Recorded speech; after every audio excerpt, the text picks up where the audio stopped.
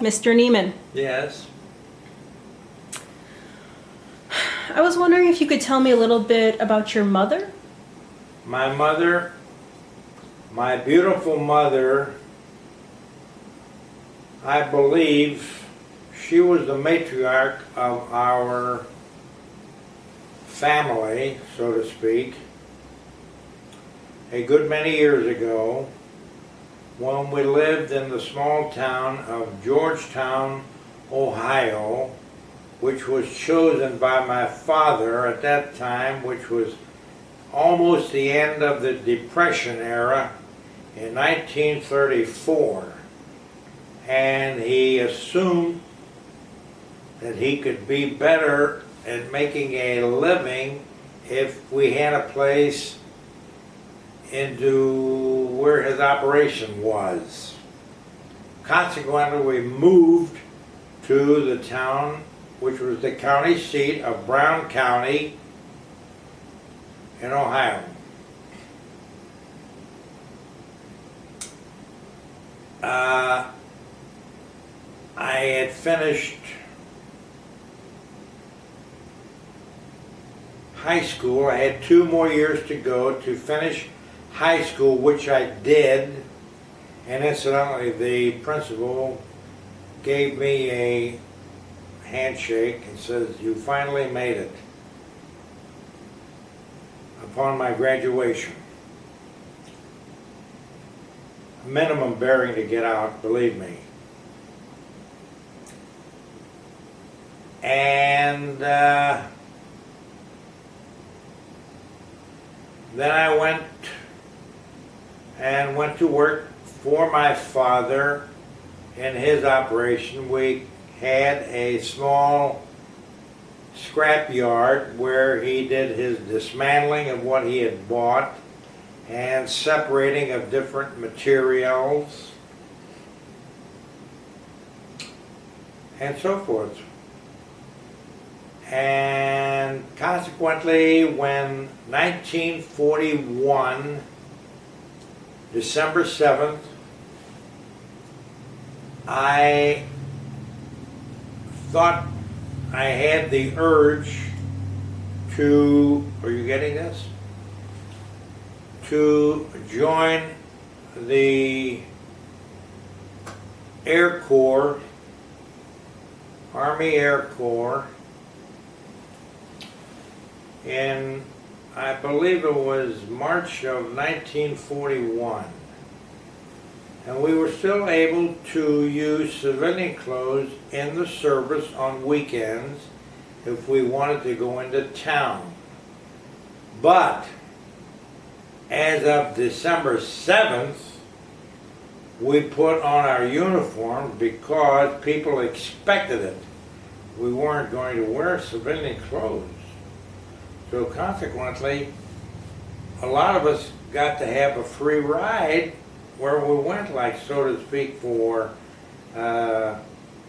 celebration purposes or free handouts or even possibly hotel accommodations.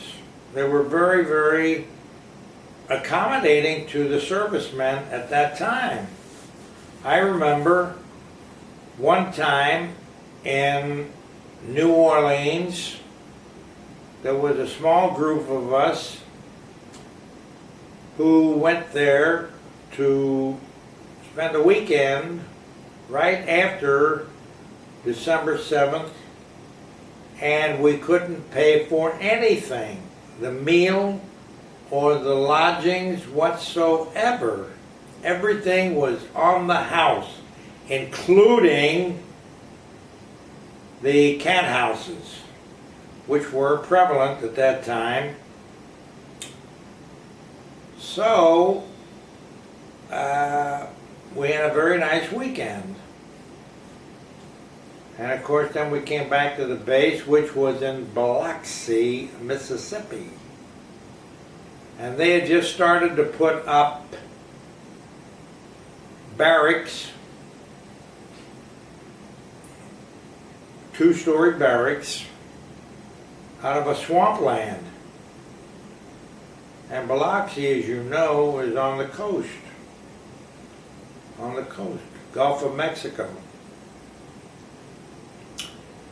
We were there a little while when they made up a cadre of people to go to Miami Beach, Florida, to open up Officers Candidate School for non-commissioned or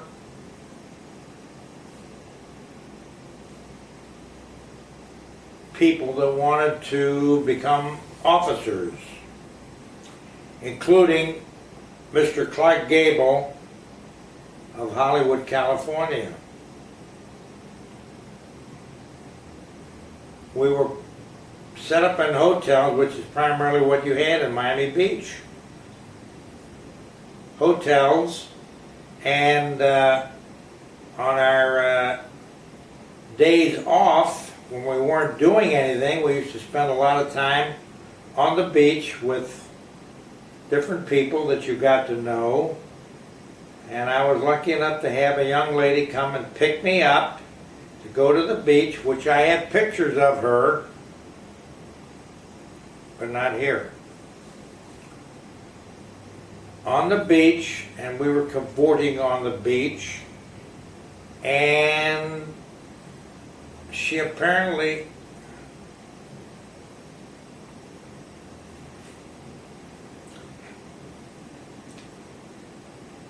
You're bad. You are bad. What were you doing on the beach?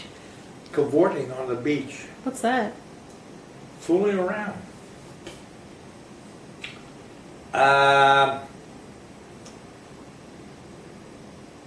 And of course she used to pick me up at the hotel and then bring me back. I met her parents, who had a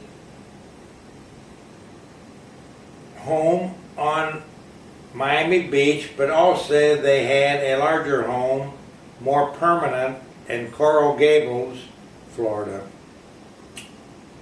I think at one time, if I would have played it right, I could have been involved with that family.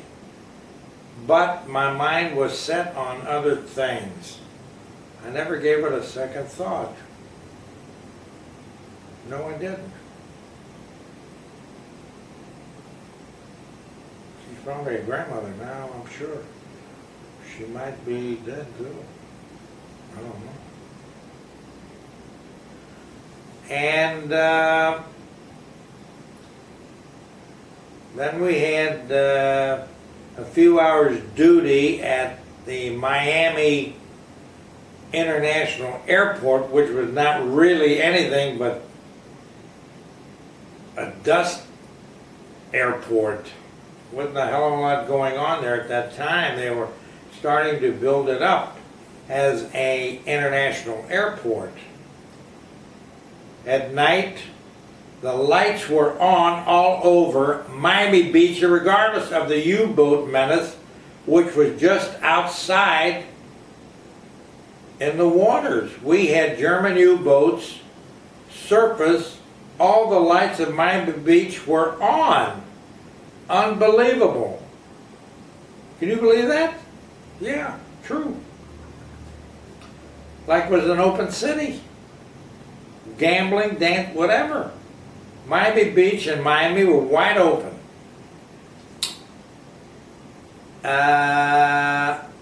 We had to spend a few hours out at the airport for doing our little bit of duties. I happened to be an armorer at the time, going through their school, which was located in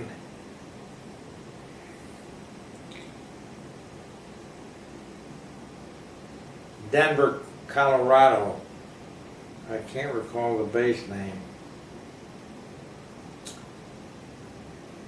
And they were looking for gunners at the time to man their B-17 program, which was just getting involved. I declined the offer. I'd rather stayed on the ground because I knew that I didn't want to be a hero.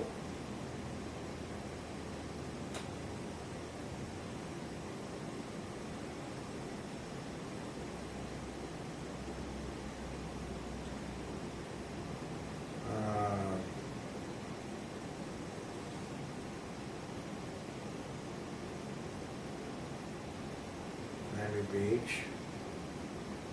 And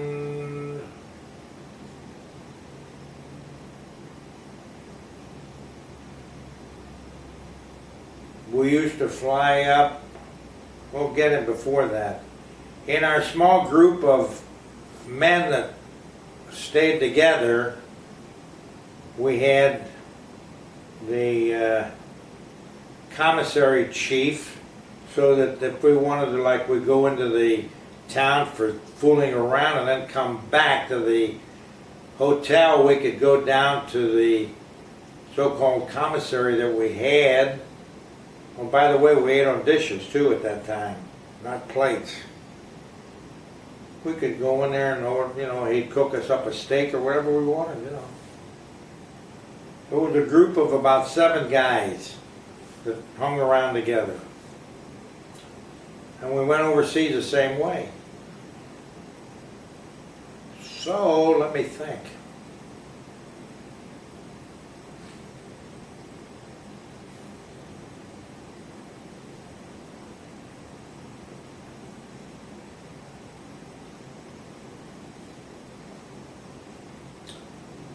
Then, of course, I mentioned the fact that they set up the OTC for officer training. And lo and behold, there was Clark Gable in the group, who had just recently lost his wife, Carol Lombard, in a plane crash. So he joined the service. Of course, being a celebrity, he didn't want all the attention that he was getting.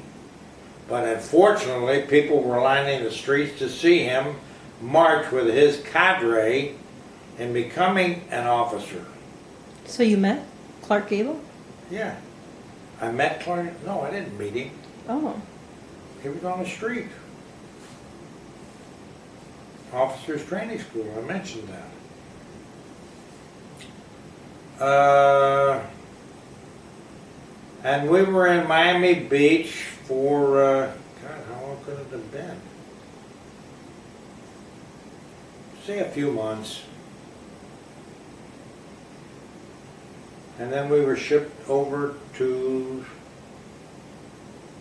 England, where we landed.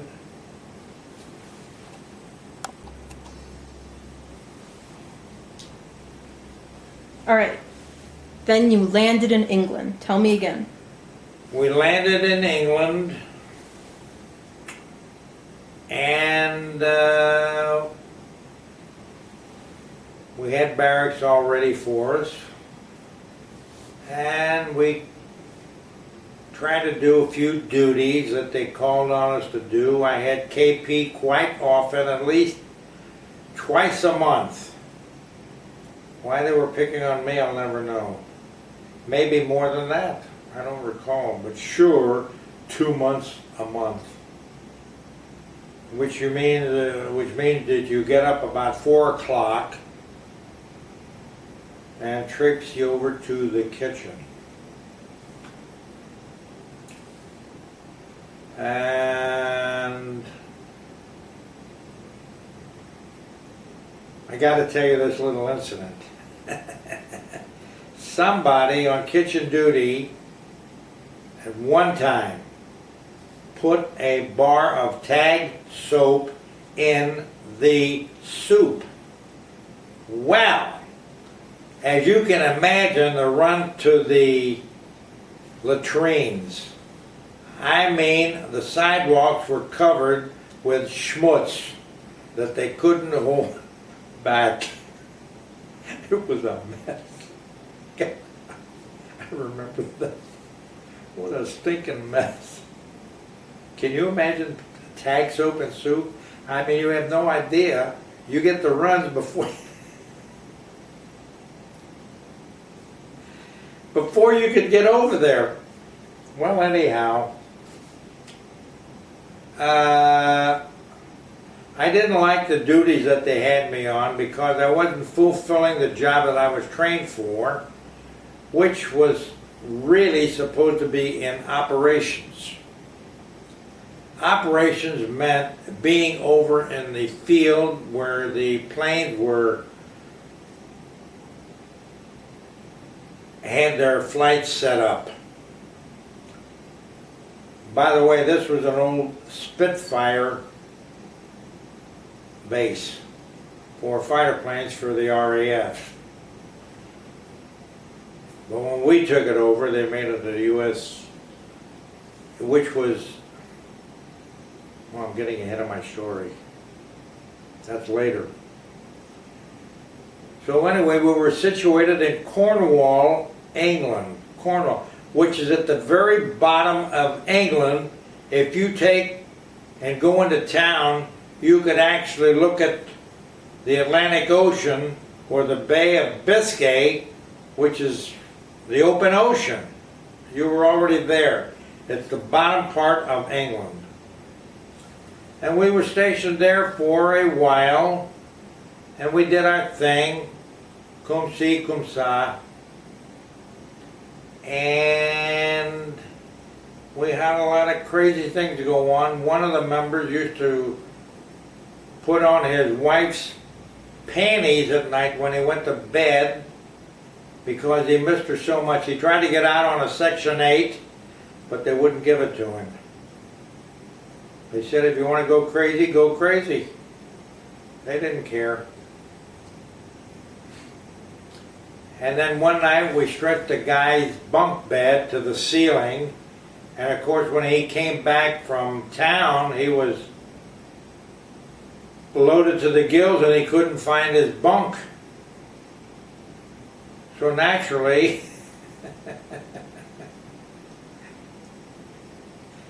he had to sleep on the floor, the idiot.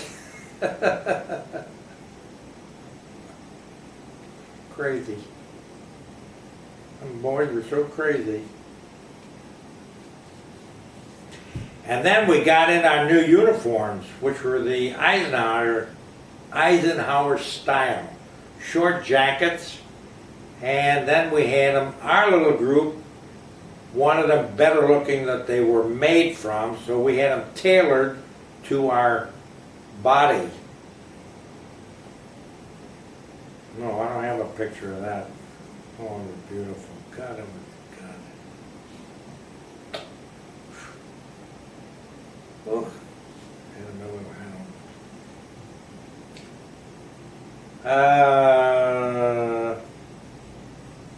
Then we fooled around down in Cornwall for a while, and they finally sent us up to a base in Prestwick, Scotland, which now is a home port for transcontinental flights from the USA. If you go to Scotland, you will land at Prestwick. And all those things that I mentioned before happened at Prestwick, with the toilet, bad facilities.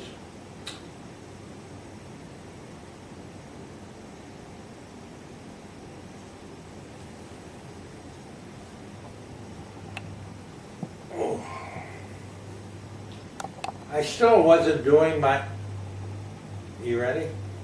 I still wasn't doing my duty. I mean, I was doing half-assed duties, which didn't amount to really my job. But we filled the time as best we could because we didn't have anything else to do. I missed out on a flight going to, they needed a gunner for a flight to Morocco, and I flipped a coin with another member, and unfortunately he got the trip instead of me, so I missed out on that.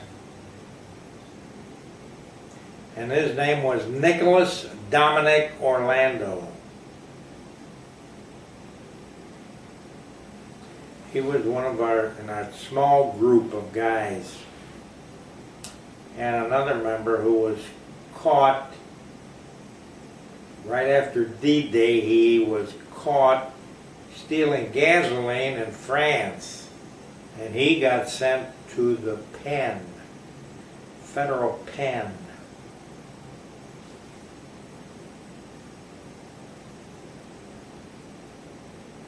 Jerry, what the hell was his last name? Jerry DeFelice, I believe. Jerry DeFelice.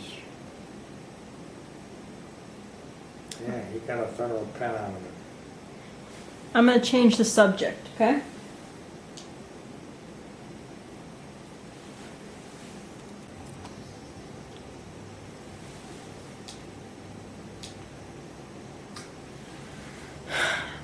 Please tell me how you met your first wife. My first wife, when I got out of the service, I had an invitation to come to Dayton, Ohio, with my sister and her husband, who lived in Dayton, Ohio. He was working for a small jewelry store, and he inquired if they needed anybody, and the owner, by the name of Shapiro, thought he could use somebody in the appliance section of his store. So I was hired, and I don't recall the salary or even the commission, but I went to work there, and I stayed with her at her home.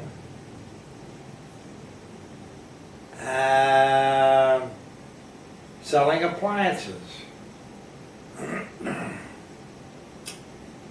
And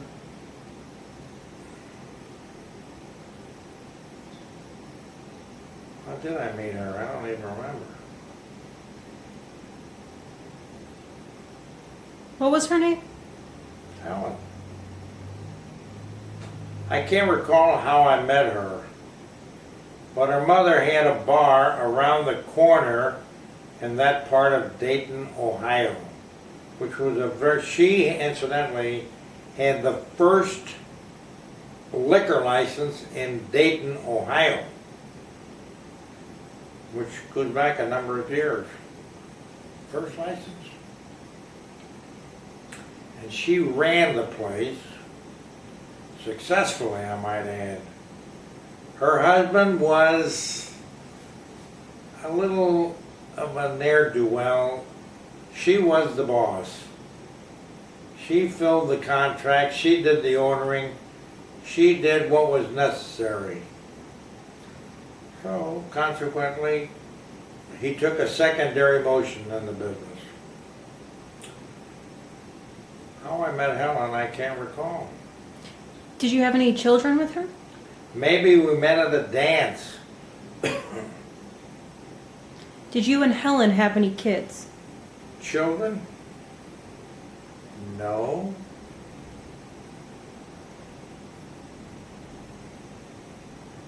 Why not? She wasn't capable, for one thing, which I'm a little bit grateful for.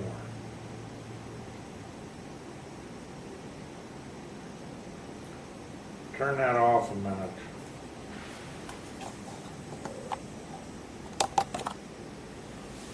I don't want to bring up the adoption. Why not?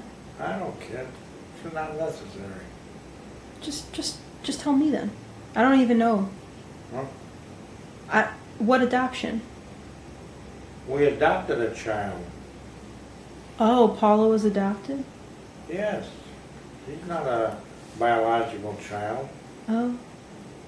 You didn't know that? Oh, you didn't? I'm sorry. Well, why bring her into it?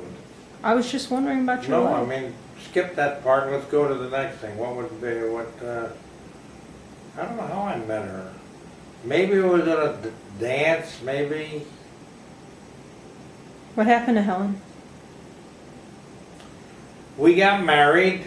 She obviously wanted to have a husband, and I fell into the trap. Oh, I gotta straighten up a little bit.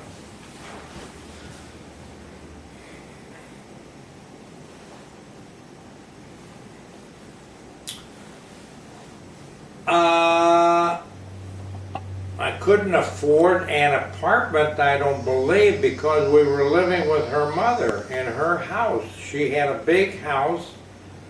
I think it was 3 bedrooms, so we occupied 1 bedroom.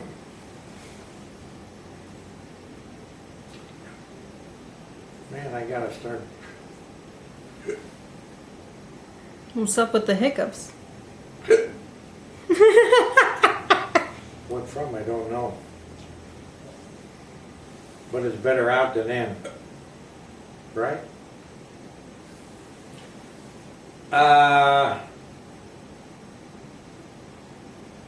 And we lived with her mother, and I got to know her sisters, which she had 2. And one lived in New Haven, Connecticut, and one lived at home with us.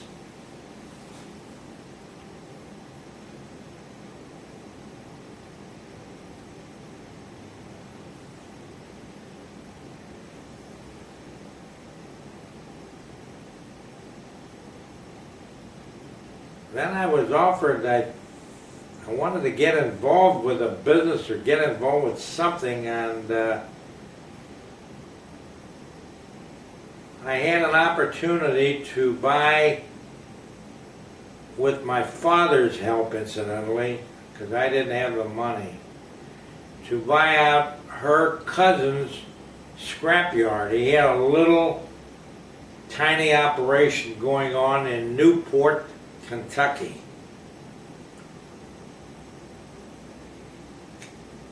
How the hell did we work that? All right, I'm changing the conversation. Huh? How did you meet Shirley? Shirley, my second wife.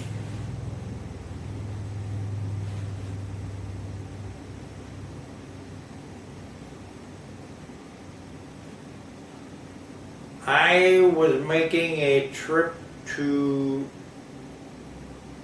I was working in Marion, Indiana for another company, and I decided I didn't really care for staying there, and I don't know what could have developed from that, but it wasn't in my favor because I was living in a hotel at the time, and I really wasn't meeting anybody. And I decided to drive into Detroit where my brother lived, and I stayed with him for a little while, and then his wife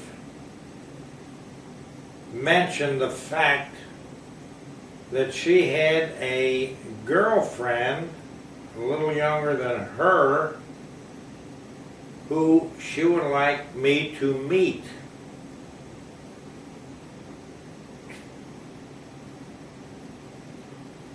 Black day in my life. A black day? A black day. Why? Day.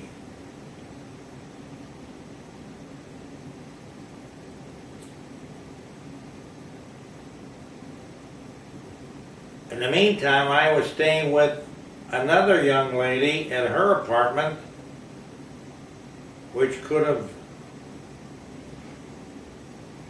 developed into something, maybe. I want to hear about